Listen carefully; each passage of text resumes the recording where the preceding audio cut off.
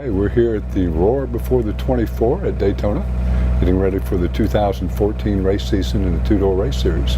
The plan is to run the Endurance Cup this year with Krohn Racing and Ferrari 458 together with my team owner and co-driver since 11 years this year actually. So it's kind of an anniversary for us. I think this will also be our 10th year here at Daytona this year as co-drivers, which is pretty cool. We're obviously going to run a GTLM class, which is the pro class against all the factory boys and the factory back teams. But I think that's a challenge on its own, and we're really looking forward to that challenge. At this test, in the first part of the year, you get a lot of red flags. So you do 4 or 5 laps, you come in, you wait. And by that time the tires have cooled and you got to go back out and get them warm again. It takes 3 or 4 laps to get them warm so that you can attack the corners. We went through a number of different changes in the ballast of the car and also in the balance of the car for yesterday.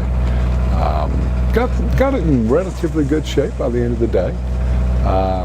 Seems like we're down on power a little bit. I can tell it going on the straightaways, particularly with the other cars. This morning was very noticeable.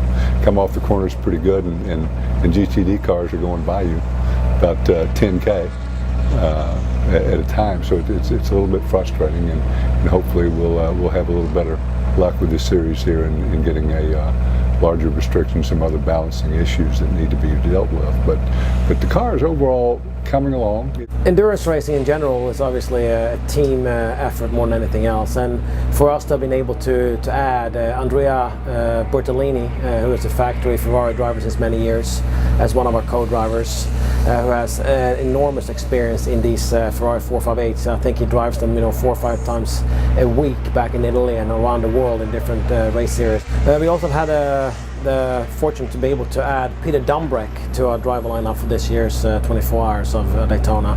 Peter comes with a real extensive experience in both sports car and endurance racing and from all other sorts of sprint race formulas.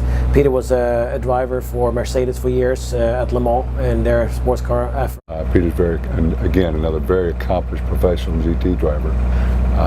So we think that we have people that are both mature drivers, quick drivers, and nobody's got anything to prove. And that's very important at this track because you have several different levels of skill here and several different levels of ego.